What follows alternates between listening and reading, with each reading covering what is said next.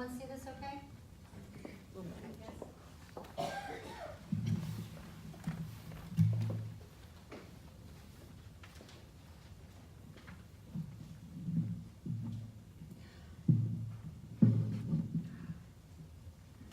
Holodomor is a Ukrainian term which literally means famine, murder, or murder by famine, for the artificial famine genocide of 1932-1933, in which millions of Ukrainian people were starved to death by the order of Stalin, leader of the Russian Soviet regime. Holodomor is the unspeakable crime against humanity that had been kept secret for decades.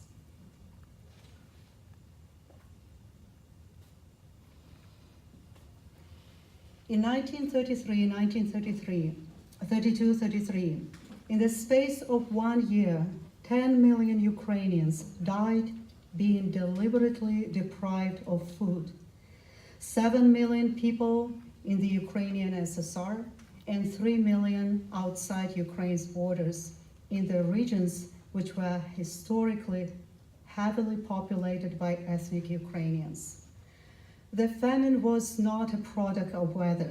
It was not a product of accident.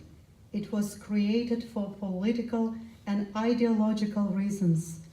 Food was being used as a weapon against the nation, proven troublesome to the Soviet regime. Why Ukraine? Why only one ethnic group? The Ukrainian people were targeted for the Holodomor in 1932-33. The tragedy can be understood in a broader context. Throughout their history, Ukrainians have fought heroically for their freedom from many invaders. In the 20th century, Ukraine lost its fight for independence after the Russian Revolution, but gained some freedom under the Soviets at first. Moscow initially permitted a great deal of cultural and national autonomy to pacify freedom-loving Ukrainians. All of this changed once Joseph Stalin came to power. Stalin wanted to consolidate the new communist empire and to strengthen its industrial base. The USSR was in desperate need of foreign capital, and the best way to obtain that capital was to increase grain exports from Ukraine, the breadbasket of Europe. However, Ukrainian peasants, people of freedom, opposed fiercely to the regime's policy of collectivization of their farms. Within the Soviet Empire, only Ukraine was culturally distinct and rebellious, and Stalin viewed it as a threat. Out of fear to lose Ukraine, the Soviet leadership engineered the Holodomor. It was a horrible plan intended to bring Ukraine to its knees, to make it a Soviet possession, just like all the other republics of the Soviet Union. Stalin detested Ukrainians for their nationalism and their fierce determination for self-rule. The Soviet government was resolved to teach the Ukrainians a lesson by the grim method of starvation. The Russian regime sought through the brutal enforcement of famine genocide to gain full control of Ukraine. Another target was decimation of the Ukrainian cultural and intellectual elite. Millions perished in this genocide. To eliminate the problem of Ukrainian peasant rebellion forever, the starvation tactics were designed. In Ukraine only, the genocidal laws were passed declaring all collective and private farm property as sacred property of the state. 112,000 trusted party members, military units, and secret police were sent from Russia to Ukraine. Village by village, they were removing the food from people's houses, apples, beets. They would lead away their cows, horses, take away everything what was in storage. They killed all the wild animals and birds in the forest so that Ukrainians couldn't eat them. The law took away people's right for having any food. The state had the right to take from peasants not only grain, but all the food and property that could be sold or exchanged for food.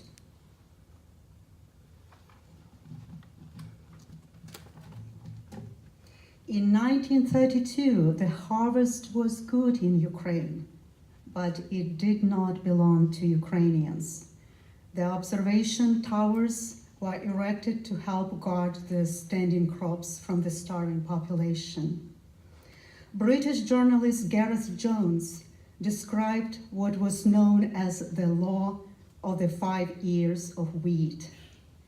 If any man, woman, or child goes out to the field at night in the summer and picks a single ear of wheat, the punishment according to law is death by shooting, the communists explained to me. The secret police sealed off the Ukrainian borders. No one could get out or bring food in. A nation the size of France was strangled by hunger. All of Ukraine turned into a large concentration camp. On spring 1933, the mortality rate in Ukraine became catastrophic. At the height of the famine, in June 1933, people were dying by agonizing slow death at the rate of 28,000 per day. Over 3 million children born between 1932 and 1933 died of starvation.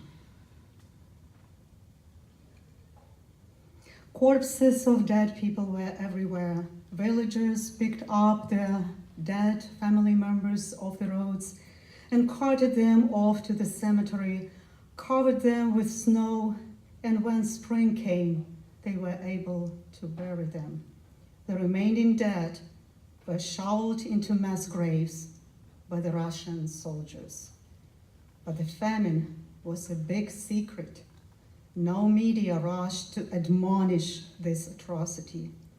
This horrific loss of the population broke the ability of the society to resist through decades to come.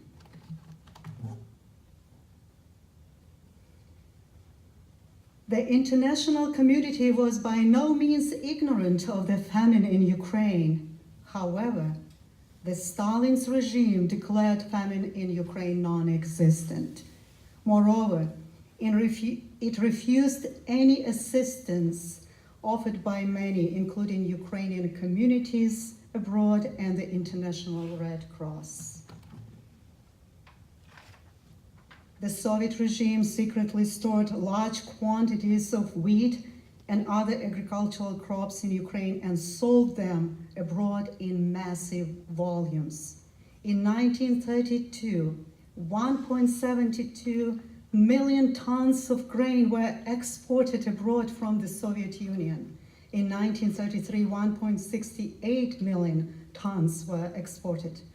The volume of grain could have saved all starving Ukrainians. For all exported grain, the Soviets were paid $65.5 million. Moscow sold 10 million human lives for the meager price of $6.55 per each Ukrainian man, woman, and child who starved to death.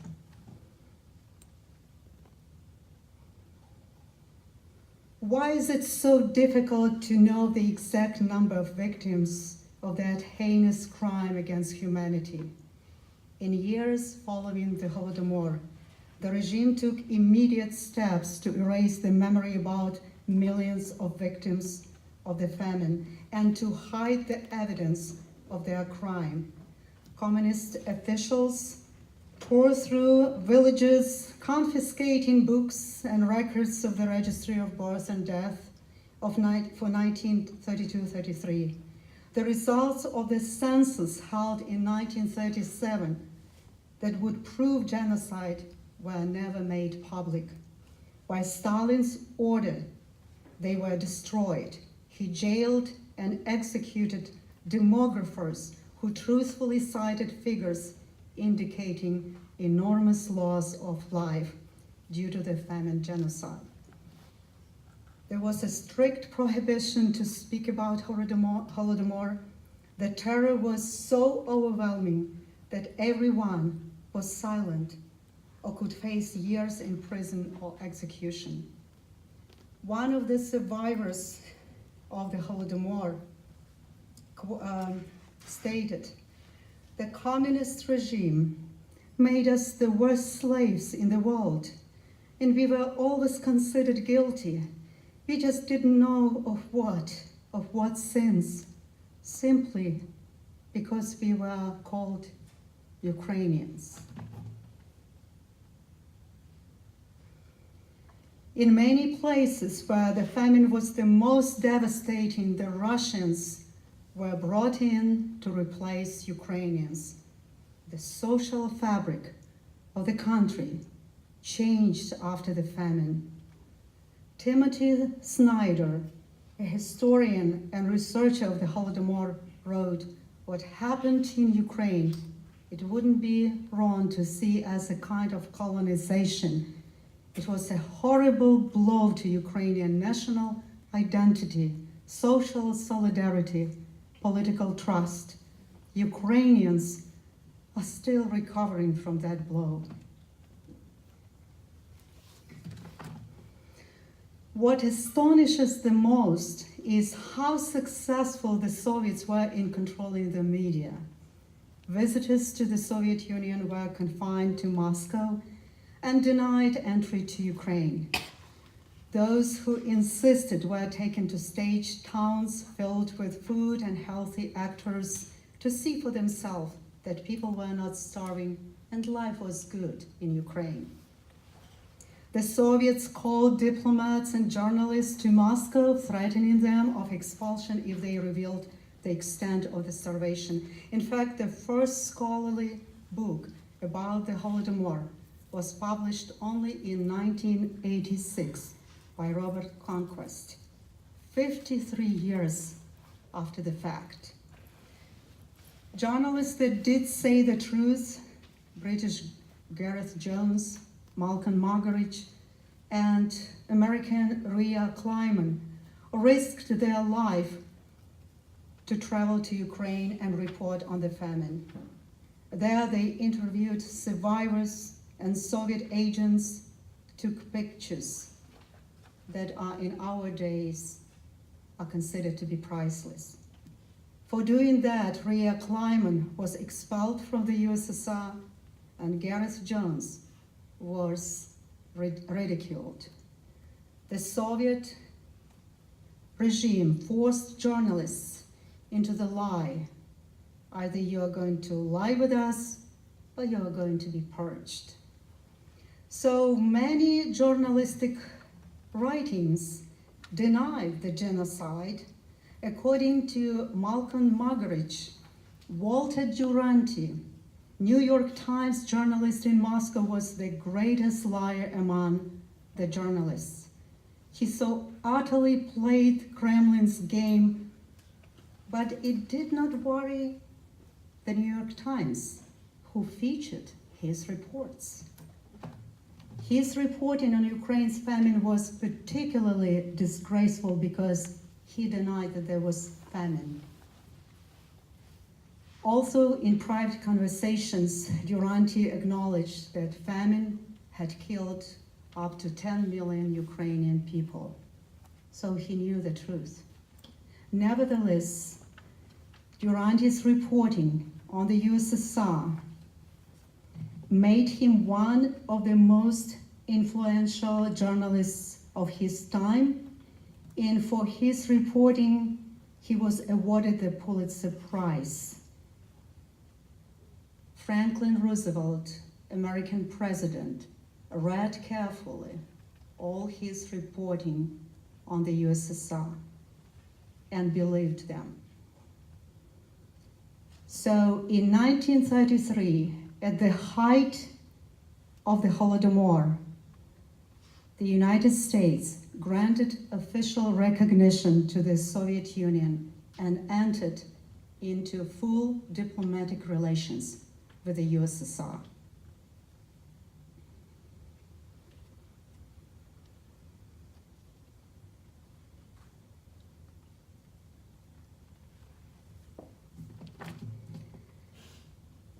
To this day, so many people still have not heard of the Holodomor, one of the largest genocides of the 20th century. And in terms of ruthlessness, Stalin remains one of the greatest villains in history.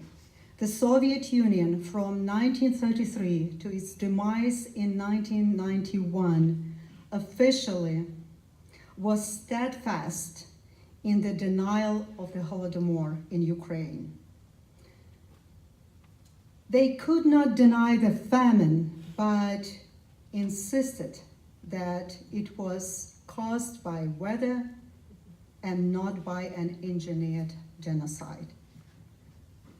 Soviet propaganda machine was powerful and omnipresent in the world. The Soviets used communists in the West, pro-Russian academics, and pro-Moscow journalists to promote the big lie that the genocide of Ukrainians never happened.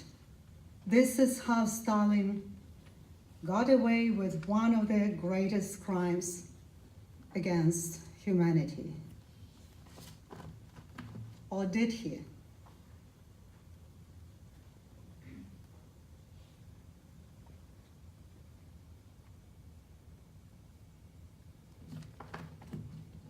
In 1985, the US Commission on the Ukraine famine was formed to study the Holodomor. Dr. James Mays, prominent American historian and researcher, was assigned as an executive director of the commission. Together with his fellow researchers, he collected volumes of the eyewitness accounts of the hunger.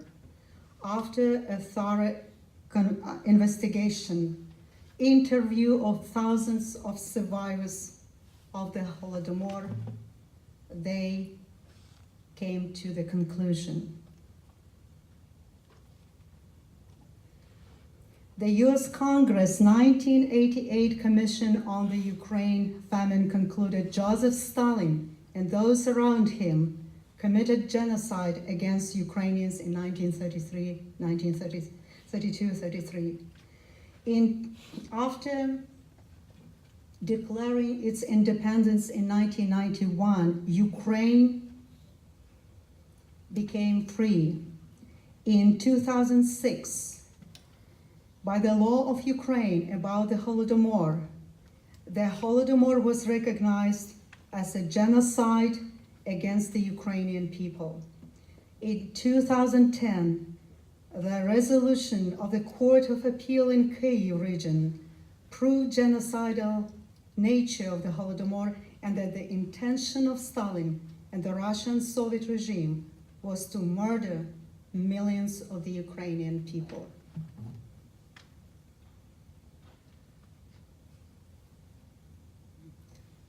In more recent times, after the dissolution of the Soviet Union, Russia declared itself to be a successor of the USSR. Putin's regime feeds on the authoritarian legacy of the USSR and denies the Holodomor. Moreover, like Stalin before him, Vladimir Putin denies that Ukraine is its own country. In 2014, Putin's Russia invaded Ukraine. Some of the regions hit hardest by the genocide, Donetsk and Luhansk regions, again suffer from the Russian aggression. What are Putin's goals in Ukraine? Some people think he wants to destabilize Ukraine. Some people think he wants more, to take full control of its territory, as Stalin's goal was in 1933.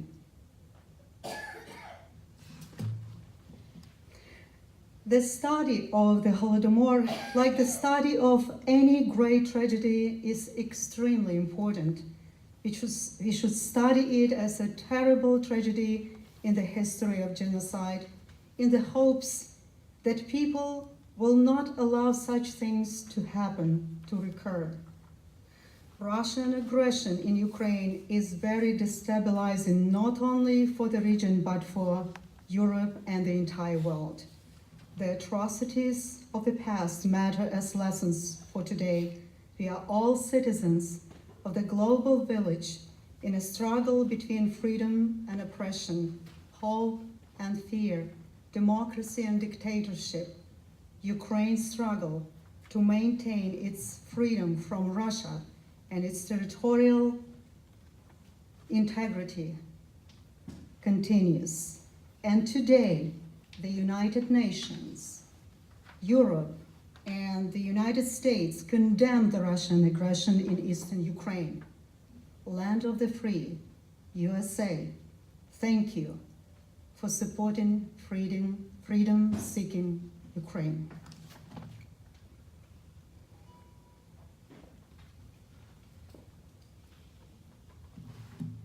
To date, there are many countries that officially recognized the Holodomor as an act of genocide or as a criminal act of the Stalin's regime.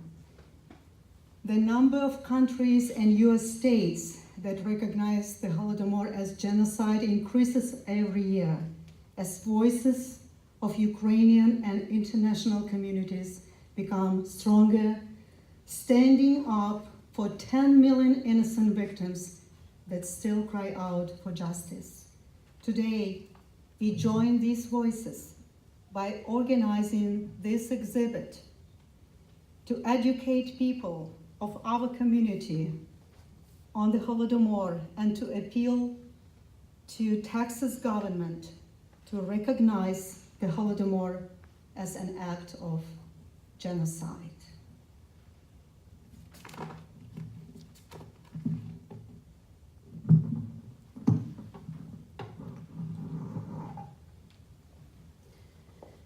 This is a poem about the Holodomor in Ukraine. Так пахне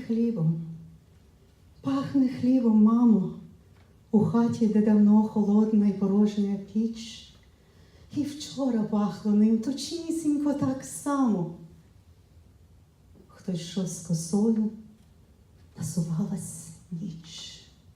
Ходімо, мамо, в поле із женцями, нажнемо хліба, зв'яжемо снопи, намелем борошна і будем з пуханцями. Сніги лягли на поле, доню, потерпи.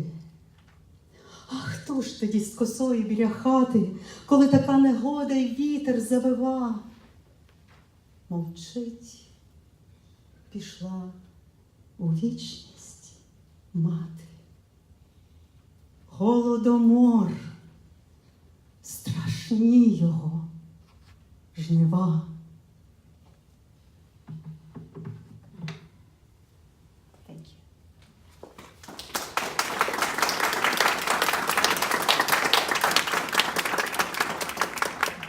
Thank you very much, Marta. That was a wonderful presentation. And we will now have Veselka, Ukrainian folk singers. They will be singing 2 solemn songs in Ukrainian.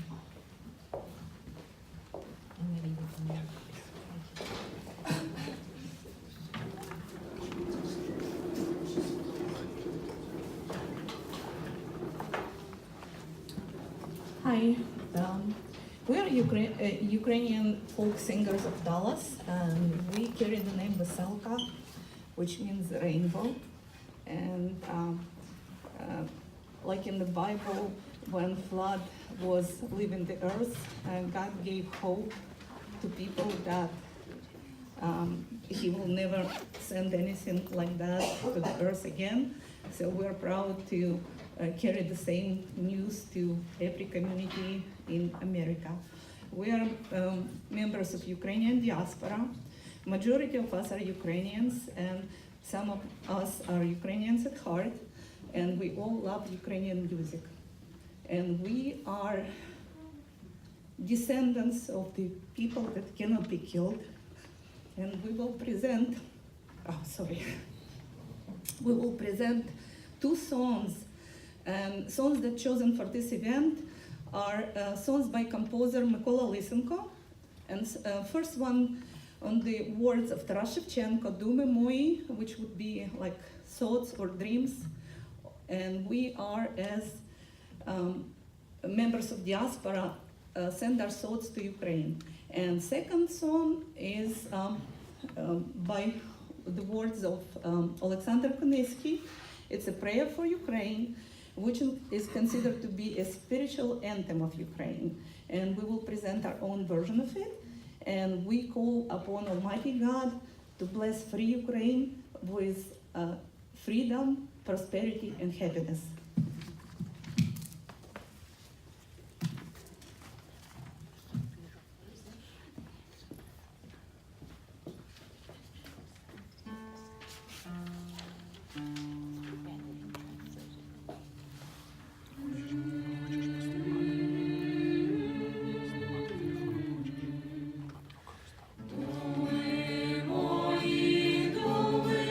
Moi, lихо мені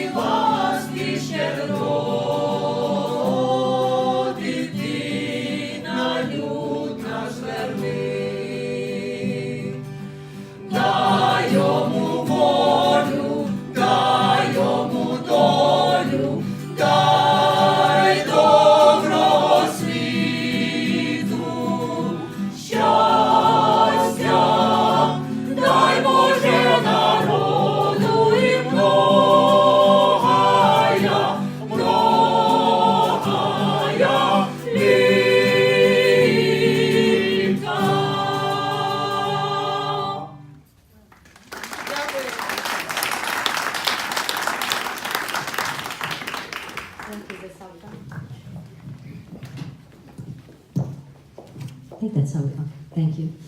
And next we're going to have Mark Krasiy. He is a Ukrainian bandurist playing on the bandura. And for those who are not familiar, the Ukrainian bandura is the national instrument of Ukraine, has 55 strings, and is an integral part of Ukraine's history. And many stories have been told about bandurists who would travel Ukraine and spread information, spread the history of Ukraine among other areas and territories. So Mark will play 2 songs for us today. Thank you.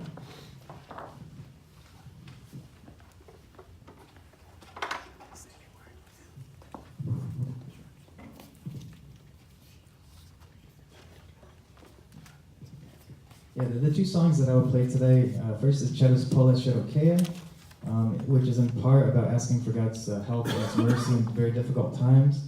The other song is Reveta Stove Dnipr Широкий, the mighty Dnipr roars, very, very commonly an important song for the Ukrainian people. Personally, my father grew up in Ukraine. He was born in 1933, Western Ukraine, Kryvyi specifically, near Lviv. He was one of the fortunate ones. He's still living, in New England. And I know personally, sometimes at the dinner table, he'll tell the stories of what it was like back in the day. And the thing that probably stands out the most is that he doesn't remember the famine specifically. He was too young. But when World War II came around, he was there when the Nazis took over his area. So they kicked the communists out. And what always struck me was that he didn't say that they were worse than the Soviets. He said they turned out to be just as bad. So it tells you quite a bit, perhaps all you need to know. Okay, but here's 2 songs.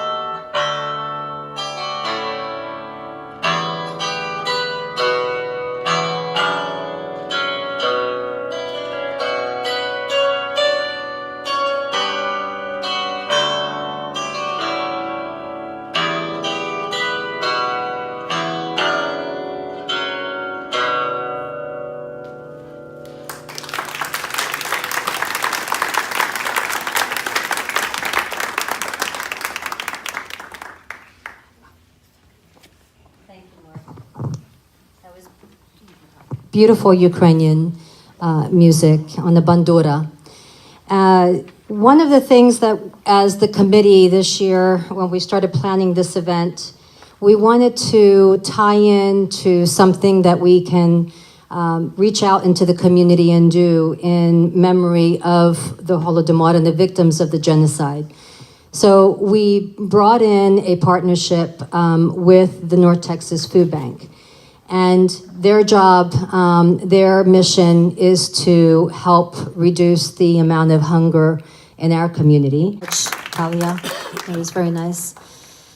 The Holodomor exhibit that you are witnessing today was something that came really to our fruition from the National Holodomor Committee.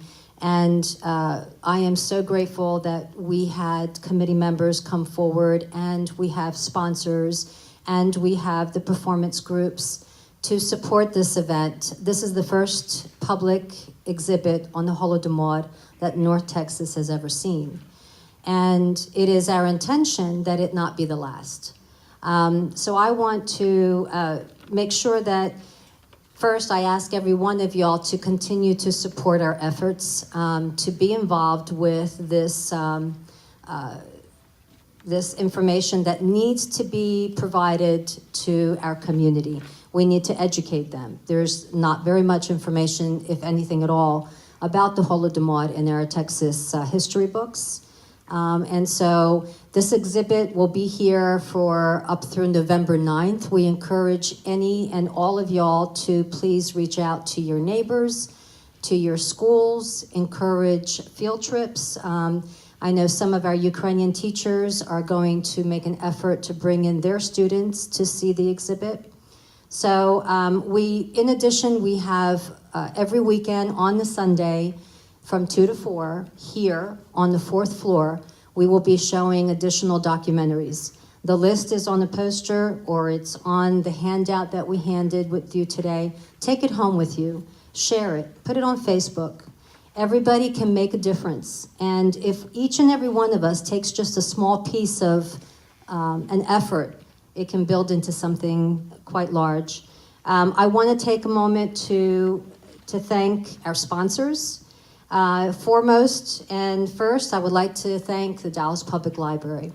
Without them, I don't think we would have had the inertia to get where we are today. So Herman Cordona, I believe, yes, is a representative from the Dallas Public Library and has worked diligently and closely with us. Tiffany is here somewhere. I don't know if she's with us right here.